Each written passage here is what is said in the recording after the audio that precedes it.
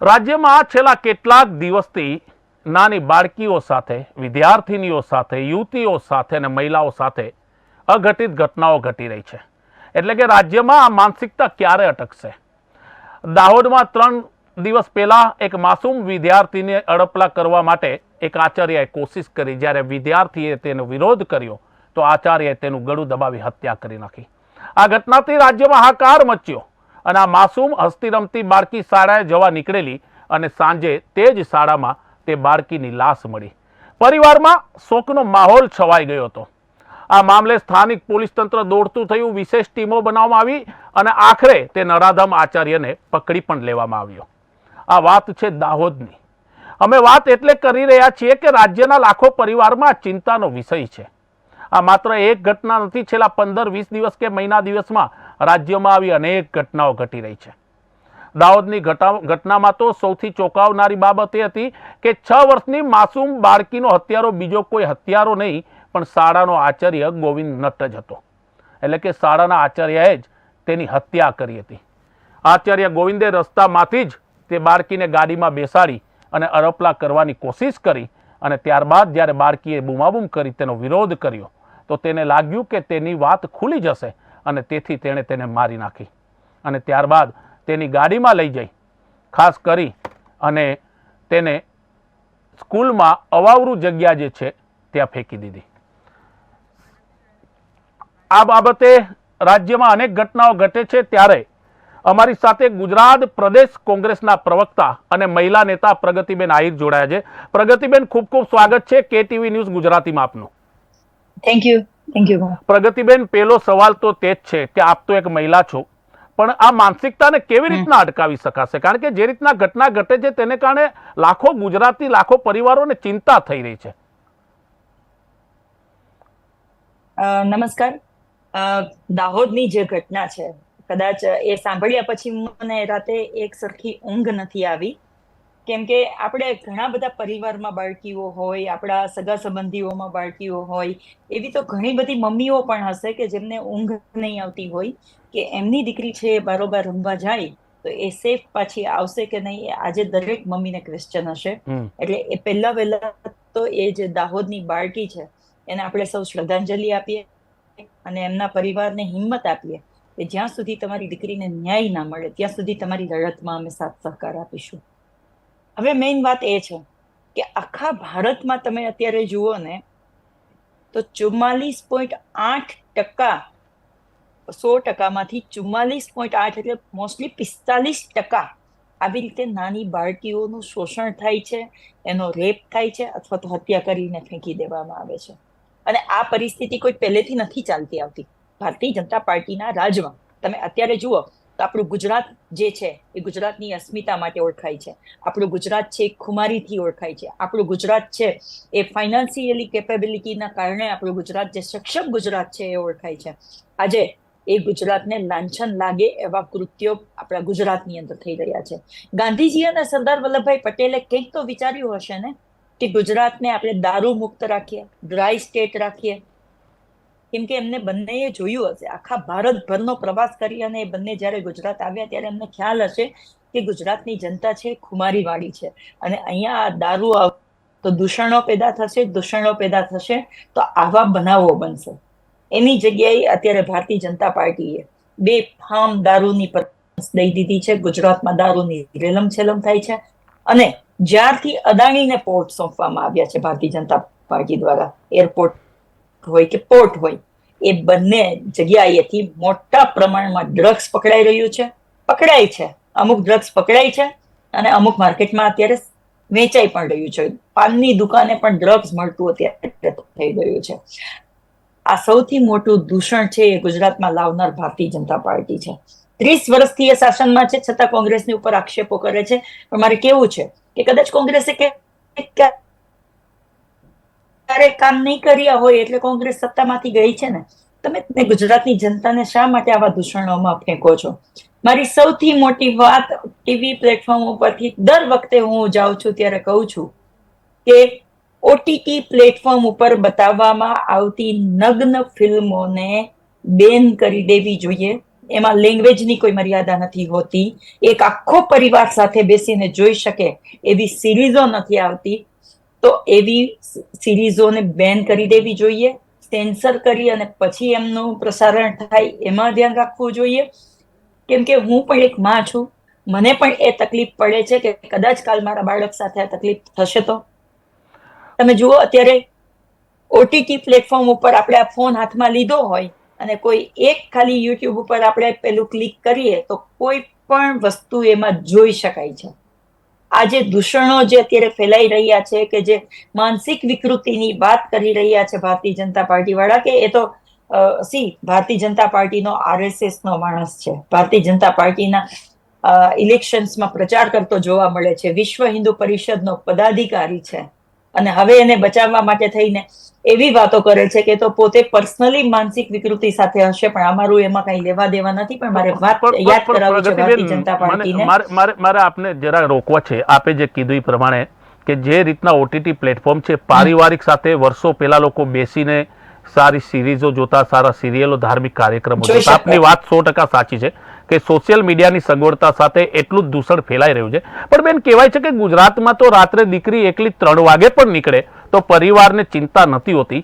પણ આવી ઘટનાઓ બાદ મારે અનેક પરિવાર સાથે વાત થઈ. તે લોકો કહે છે કે નવરાત્રીનો તહેવાર છે, પણ અમને ક્યાંક ડર છે કે અમારી દીકરી રાત્રે બહાર જશે પણ શું થશે તે કેવું મુશ્કેલ છે. આપને લાગે છે કે કાયદો વ્યવસ્થાને કડક બનાવવાની જરૂર છે, પોલીસને તેના પૂરતા પાવર આપવાની હવે જરૂર હવે લાગે છે આપને? હું તો એવું માનું છું કે જો પોલીસને ભારતીય જનતા પાર્ટી દ્વારા દબાવવામાં ન આવે અને પૂરતા પાવર આપી દે ને, તો હું એવું માનું છું કે 1 કલાકની અંદર બધા દૂષણોને સાફ કરી નાખે. ઘણા બધા પોલીસ ઓફિસરોને મેં જોયા છે જે ખુમારીથી કામ કરવા માંગે છે પણ નથી કરી શકતા, કેમ કે એમને યા તો એમના મોટા ઓફિસરનું દબાણ આવી જાય છે, ત્યાં કોઈ રાજકીય નેતાનું એને દબાણ આવી જાય છે, તો એ ફ્રીડમથી કામ નથી કરી શકતા. પણ હું ચોક્કસથી કહું છું કે કોંગ્રેસના સમયમાં જ્યારે મનમોહનજી પ્રધાનમંત્રી હતા ત્યારે નિર્ભયા કાંડ થયો હતો. આખા ભારત કદાચ અમારી સરકાર જવાનું રીઝન એ હતું, છતાં પણ મનમોહનજીએ મહિલાઓ માટે મજબૂત કાયદાઓ બનાવ્યા, ફાસ્ટ ટ્રેક કોર્ટમાં કેસ ચાલે એના માટેના કાયદાઓ બનાવ્યા, કે મહિલાઓને લાઈનમાં ના ઉભવું પડે અને એમના કેસનું જલ્દીથી સોલ્યુશન થઈ જાય અને ન્યાય મળે, એના માટે કાયદાઓ બનાવ્યા. ત્યારે સ્મૃતિબેન ઈરાની અહીંયાથી બંગડી મોકલતા હતા. કોલકાતાની ઘટના બની છે જ્યાં બીજેપી શાસિત પ્રદેશ નથી, તો ત્યાં કોઈ ઘટના ઘટી છે તો એની ભારતભરમાં વાત થાય છે. મારે એ પૂછવું છે ભાઈ કે પ્રધાનમંત્રીજી ગુજરાતના છે, ભારત દેશના ગૃહમંત્રી છે એ ગુજરાતના છે, અને ગુજરાતની એક માસૂમ દીકરી, 6 વર્ષની નાનું કુમળ ફૂલ જેવું બાળક, એની સાથે ભારતીય જનતા પાર્ટીના પદ ઉપર રહેલો, એમની માતૃશાખા કે પિતૃશાખા જે કયો એને પદ ઉપર રહેલો વ્યક્તિ જયારે આવું કૃત્ય કરે છે, ત્યારે માનનીય પ્રધાનમંત્રીજી અને ગૃહમંત્રીજીની ફરજ બને છે કે ગુજરાતના આ મુદ્દાને ઉઠાવે અને ફરીથી આવો કોઈ બનાવ ના બને. તમે કહ્યું એમ, મેં પણ ઘણા બધા પરિવાર સાથે વાત કરી છે, તો એ લોકોએ બી મને એ જ કહ્યું કે પ્રગતિબેન, આવા બનાવો બને છે, અમારી જવાન દીકરીઓ હવે નવરાત્રી રમવા જશે તો અમે કાં તો મા બાપે એમની સાથે જવું પડશે, યા તો અમે દીકરીઓને નહીં મોકલીએ. અમારા જે શેરી ગરબા થતા હશે, અમારી નજરની સામે રમાતા હશે, ત્યાં 1 કલાક 2 કલાક દીકરી રમી આવશે. તમે વિચાર કરો કે ગુજરાતમાં રાતે 2 વાગે કોઈ પણ દીકરી જાતી હોય, ચાલીને જાતી હોય, સાયકલ લઈને જાતી હોય, કોઈ એની છેડતી નહોતું કરતું. પણ આ સૌથી મોટું દૂષણ મેં આપને કહ્યું એવી રીતે કે ગુજરાતમાં બેફામ દારૂ, ડ્રગ અને આ ઓટીટી પ્લેટફોર્મ બનાવ્યા છે, અને સાથે સાથે જે ગુંડાઓ છે એને ભારતીય જનતા પાર્ટીનો ખેસ પેલી. બેન, બહુ મોટો આરોપ છે આ તો. એટલે બહુ મોટો આરોપ લગાવી રહ્યા. મોટો આરોપ, આ ખાલી આરોપ નથી લગાવી રહી. સાંભળજો તમે, વડોદરાના એક ગામમાં ભારતીય જનતા પાર્ટીનો કાર્યકર છે, ભારતીય જનતા પાર્ટીના નેતાઓની સાથે એમના ફોટો છે, એક પરણિતાને ફોન કરે છે કે તારા ઘરે કોણ કોણ છે, તો ત્યારે એમ કહે છે કે પતિ અને દેર કામથી બહાર ગયા છે. એ પરણિતાના ઘરે જઈ એનો રેપ કરે, એનું ચેકિંગ ડિલીટ કરે અને એને ધમકી આપે છે કે તું જો મારા ઉપર કોઈ કેસ કરીશ કે કાંઈ પણ કરીશ કે કોઈને વાત પણ કરીશ તો હું તને મારી નાખીશ, અને આમ બી મારું કોઈ કાંઈ નહીં બગાડી શકે, કેમ કે 5 ધારાસભ્ય તો મારા ખિસ્સામાં રહી છે. આ ભારતીય જનતા પાર્ટીનો એક કાર્યકર બોલે છે, એમના ઓડિયોઝ વાયરલ થાય છે, એમાં પણ એમ કહે છે કે મારો એક મિત્ર પણ રેપ કેસમાં ગયો હતો અને 5 મહિનામાં છૂટી ગયો, હું પણ છૂટી જઈશ, આપણે કઈ બીવાનું થતું નથી. તો આ જે ભારતીય જનતા પાર્ટીથી પોષવામાં આવે છે એમના કાર્યકર્તાઓને, એ આ એક બાબતને વેગ આપી રહ્યું છે.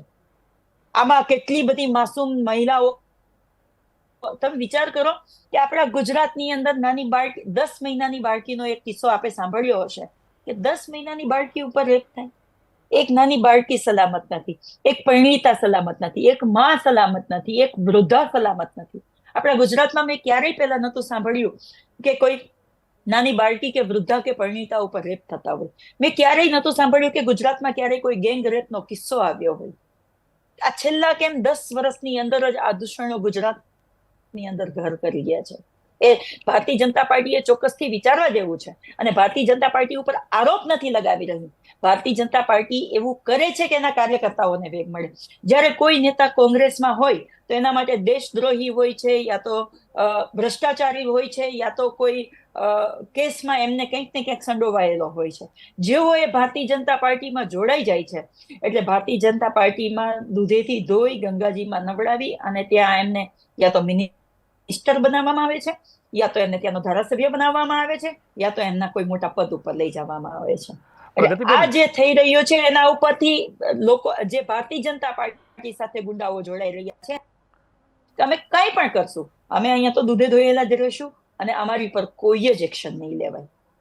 પ્રગતિબેન, ખાસ કરીને જે આપ વાત કરી રહ્યા છો, પણ આપને એવું લાગે છે કે બેન, જે નાની દીકરીઓ છે, સ્કૂલમાં ભણતી વિદ્યાર્થીનીઓ છે, કે જે ગુજરાતની જે પણ દીકરી હોય, દેશની દરેક દીકરી સમાન હોય, હવે તેને જાગૃત વધારે કરવી પડશે. તેના માટે કોઈ એવા કાર્યક્રમો કરવા પડશે, સેલ્ફ ડિફેન્સ માટે તેને તૈયાર કરવી પડશે. તે નિડરતાથી પોતે ઘરમાં વાત કરે કે મારી સાથે આવું થઈ રહ્યું છે. હું આપને એક વાત કહેવા માંગીશ કે દાહોદમાં જે ઘટના ઘટી, કે એના પછીની જે પણ ઘટના ઘટી, તેમાં તે દીકરીઓ સાથે પરિવાર સમય નથી વિતાવી શકતો. તે પરિવારના મા બાપે તે દીકરીઓ સાથે થોડોક સમય સાંજના વિતાવવો પડશે, જેનાથી દીકરી પોતાની આખા દિવસની વાત કરી શકે. તેના માટે આપને લાગે છે કે તે માનસિકતા પણ બદલવી પડશે બેન? ચોક્કસથી હું એ બાબતમાં કહું છું કે આપણે શીખવાડવું પડશે દીકરીઓને, સેલ્ફ ડિફેન્સના ક્લાસ કરાવવા પડશે, દીકરીને ગુડ ટચ, બેડ ટચ શું છે એ શીખવાડવું પડશે. પણ મને તમે એ સમજાવો કે 10 મહિનાની બાળકી તમે શું શીખવાડી શકો? 6 વર્ષની દીકરી જેની સાથે અડપલા કર્યા એ આચાર્ય, એ જે પેલો ગોવિંદ નટ છે, એ દીકરી એને પોતાની જાતને બચાવવા માટે ચીસો પાડીને, ચીસો પાડી તો એનું ગળું દબાવી દીધું, નાક દબાવી દીધું, એને દીકરીને મરતી મૂકી દીધી. આપણને ખ્યાલ પણ નથી કે એ સમયે દીકરી મરી ગઈ હશે કે નહીં, પણ જે રીતે એને ગાડીની અંદર ગોંધીને રાખી, કદાચ ત્યારે પણ એનો જીવ ગયો હશે. હવે હું એ કહું છું, આ ચોક્કસથી એ બાબત ચોક્કસથી કહું છું અને આપના માધ્યમથી પણ કહેવા માંગુ છું, ગુજરાતના તમામ માતા પિતાને પણ કહેવા માંગુ છું કે તમે દીકરીના મા બાપ પછી બનજો, પહેલા એમના મિત્ર તરીકે એમની સાથે બધી વાત શેર કરતા જજો. એને એક એક વસ્તુને તમે શીખવાડજો. કોઈ ઉપર ભરોસો કરવો ના કરવો, કોણ મીઠું બોલી અને એમને ફસાવી રહ્યું છે. અત્યારે તો કેટલું છે કે છોકરીઓને પેલા પ્રેમજાળમાં ફસાવે છે, પછી એમનો યુઝ કરી અને છોકરીઓને ફેંકી દે છે. તો આ તમામ બાબતમાં હું એવું માનું છું કે દીકરીની સૌથી સારી દોસ્ત એટલે એમની માં બની શકતા હોય છે. તો એ માએ એમની દીકરીઓને આ બધું પણ શીખવાડવું પડશે. સાથે સાથે જે ભારતીય જનતા પાર્ટી દ્વારા દાવાઓ કરવામાં આવે છે કે અમારા આવ્યા પછી ગરીબી દૂર થઈ ગઈ છે, તો આપના આ સવાલમાં જે આપણે જોઈ શકીએ છીએ કે ગોધરામાં આજે પણ આપણે દાહોદ, ગોધરા એ આખા એરિયામાં જઈએ છીએ તો ત્યાં બાળકોની સાથે ટાઈમ સ્પેન્ડ કરી શકીએ એવા એમના મા બાપ પાસે ટાઈમ જ નથી હોતો, મજૂરી કરવા જાય છે. અને એમાં પણ આ તો હું જ્યારે દાહોદમાં રાહુલ ગાંધીજી આવવાના હતા ન્યાય યાત્રામાંથી, ત્યારે ઘણા લોકોને, ત્યાં લોકલ લોકોને પણ મળી હતી, 5 દિવસ રોકાઈ હતી ત્યારે. તો ત્યારે મને એવા બી ઘણા બધા મેસેજ મળ્યા કે જે ગોધરાથી મજૂરો કરવા આવતી બહેનો હોય કે દાહોદથી આવતી હોય, એમનું પણ ઘણી વાર શોષણ થતું હોય છે, પણ એ ફરિયાદ કરવા પણ નથી જઈ શકતી. કેમ કે મહિલાઓ જ્યારે પોલીસ સ્ટેશનમાં ફરિયાદ કરવા જાય છે તો જાણે મહિલા પોતે ગુનેગાર છે, પહેલા તો એની સાથે એવું વર્તન કરવામાં આવે છે. એ પછી જેમ કે ત્યાં કોઈ મહિલા ઓફિસર હોય તો એને કોઈ મોટા પુરુષ ઓફિસરનું કંઈક દબાણ આવી ગયું હોય, એ મહિલા ઓફિસર પણ મહિલાઓની સાથે સારું વર્તન નથી કરતી. તો આપણે આખી સિસ્ટમને પણ બદલવાની જરૂર છે. એક મહિલા કદાચ એમના ઉપર વીતેલી કંઈક આપવીતી હશે ત્યારે પોલીસ સ્ટેશનના પગથિયા ચડી હશે ને. એની ક્યાંક મજબૂરી હશે ત્યારે ત્યાં ચડી હશે ને. તો પેલા એને સાંભળો તો ખરા. પછી તમે બંને બાજુના સ્ટેટમેન્ટ સાંભળીને પછી કોણ ગુનેગાર છે એ તમે સાબિત કરજો. પણ આ તો સીધી મહિલા, કોઈ ગરીબ ઘરની મહિલા ફરિયાદ કરવા જતી હોય તો પેલા તો એ ગુનેગાર છે એવું એની સાથે વર્તન કરવામાં આવે છે. બેન, તો આખી સિસ્ટમને બદલાવવાની જરૂર છે, સિસ્ટમને સુધારવાની જરૂર છે. અને મહિલાઓને ખાલી ભાષણો પૂરતી પુરુષ સમોવડી નહીં, સાચા અર્થમાં પુરુષ સમોવડી બનાવવા માટે, સક્ષમ બનાવવા માટે, મજબૂત બનાવવા માટે એમના મનોબળને અને આત્મવિશ્વાસને મજબૂત બનાવવો પડશે. બેન, જે રીતના રાજ્યમાં પ્રગતિબેન ઘટના ઘટી રહી છે કે ગુજરાત કોંગ્રેસ દરેક બાબતે આ બાબતે અવાજ ઉઠાવી રહ્યું છે, પદયાત્રા પણ કરી હતી. આપના નેતાઓ અને ખાસ કરીને આપના મહિલા કોંગ્રેસના પ્રમુખ જેનીબેન પણ ત્યાં પહોંચ્યા હતા. પણ છતાં ગુજરાત કોંગ્રેસની મુખ્ય માગણી શું છે સરકાર પાસે કે જેને લઈને આ બનાવને લઈને સરકાર આવા બનાવોને વધતા અટકાવી શકે? કોંગ્રેસની મુખ્ય માંગણી એ છે કે પોસ્કો દ્વારા જે કલમો લાગતી હોય એ તમામ કલમો આ ગોવિંદ ભટ્ટને લાગવી જોઈએ. 302 મર્ડર કેસની કલમ લાગવી જોઈએ અને એને ફાંસીની સજા એટલા માટે થવી જોઈએ કેમ કે આપણી સંસ્કૃતિમાં શીખ્યા છે કે જિંદગીમાં મા બાપનું જેટલું મહત્વ છે એટલું જ ગુરુનું મહત્વ છે. અને એ ગુરુના મહત્વની ઉપર લાંછન લગાડવા વાળો આ ગોવિંદ ભટ્ટ છે, એને જો ફાંસીની સજા લાગશે તો આ લાંછનને દૂર કરી શકાશે. તમે વિચાર કરો, એના 12 દિવસના રિમાન્ડ મંજૂર કર્યા છે. હવે નજરની સામે આપણે જોઈ શકીએ કે આમ દૂધ જેવું ચોખ્ખો આખું દ્રશ્ય છે, એને એની ભૂલને સ્વીકારી છે. પછી 12 દિવસના રિમાન્ડની ક્યાં જરૂર હતી? એને સીધે ફાંસીના માંચડે ચડાવી દો કે બીજી વાર કોઈ છોકરીની સામે ખરાબની નજરે ઊંચી જોવે ને તેના રૂવાટા ઉભા થઈ જાય, કંપી જવા જોઈએ. એક દાખલો તો બેસાડવો. મારો એક સવાલ છે, સમય થોડોક ઓછો, કે બેન આપે જેમ કીધું એમ કે મહાત્મા ગાંધીનું ગુજરાત, સરદાર વલ્લભભાઈ પટેલનું ગુજરાત, આ સાબરમતી જે ઓળખ છે ગુજરાત, ગરવી ગુજરાત, વિચાર્યું હતું કે આવું ગુજરાત હશે ક્યારે? આવું હું સીધો સવાલ પૂછું છું. એક મીડિયાની જવાબદારી તરીકે આપ એક મહિલા છો, આપ એક માં છો, આપ એક જવાબદાર નેતા પણ છો, પણ આવું ગુજરાત ક્યારે વિચાર્યું હતું?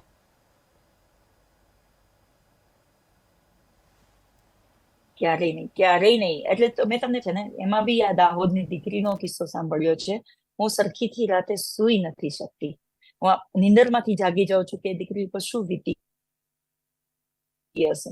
આ ગુજરાતની અંદર મેં ક્યારેય નતું વિચાર્યું. આપણા ગરિમા સમાન આપણે ગણી શકીએ કે આપણી ગુજરાતની અસ્મિતાને સૌથી વધારે ઓળખ અપાવતું હોય કે જેનું અસ્મિતાનો ગૌરવ વધારતી હોય એવા ગરબાની સિઝન આવી રહી છે. કેટલા મા બાપની અંદર ડર પેસી ગયો છે કે હવે એની દીકરી ત્યાં રમવા મોકલવી કે ના મોકલવી.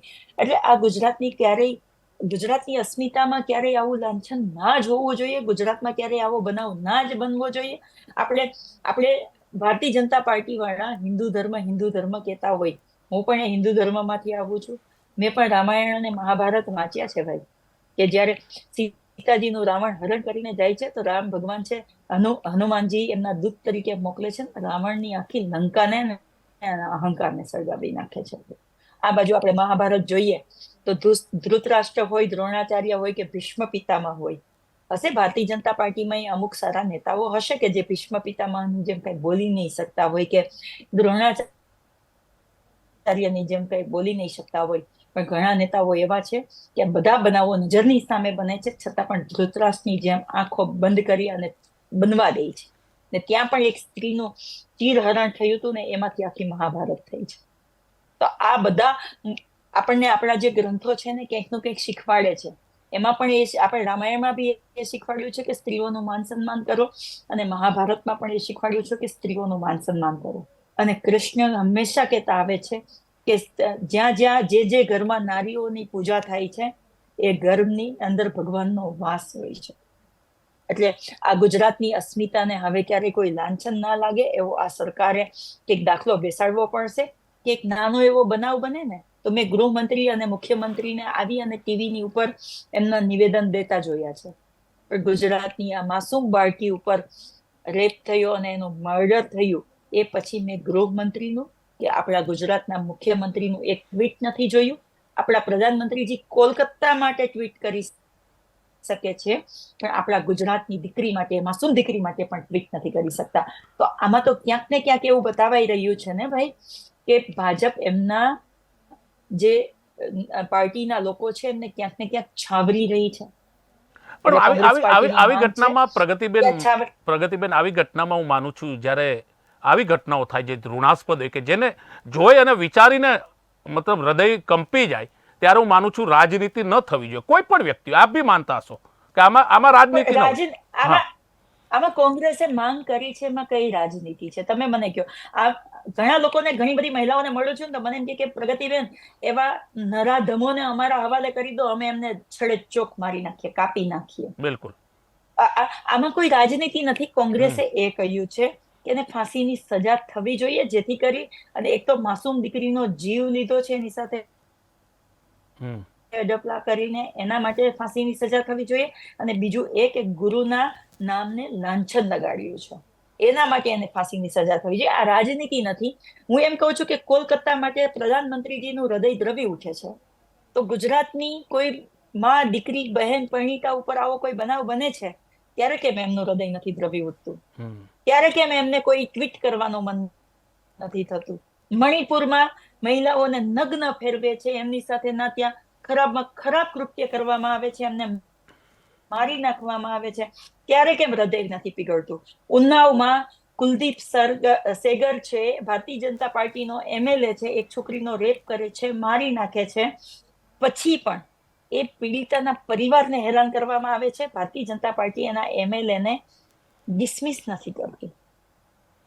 આવા કેટલા કિસ્સાઓ છે પ્રગતિબેન, થોડોક સમય ઓછો છે પણ હું સમજુ છું કે એક આપ મહિલા પણ છો અને એક આપ સારા જવાબદાર નેતા છો. આપની વેદના, વ્યથા પણ છે અને આપની માગણી પણ છે અને સ્વાભાવિક છે દરેક લોકોની હોઈ શકે. સરકાર છે, સરકારની સિસ્ટમ છે, કાયદો વ્યવસ્થા છે, દરેક લોકોની માગણી હોય કે આવું કૃત્ય કરે તેને કડક સજા મળે. KTV ન્યૂઝ સાથે જોડાવા બદલ પ્રગતિબેન આપનો ખૂબ ખૂબ આભાર અને આપે જે કિંમતી સમય ફાળવ્યો. તો આ હતા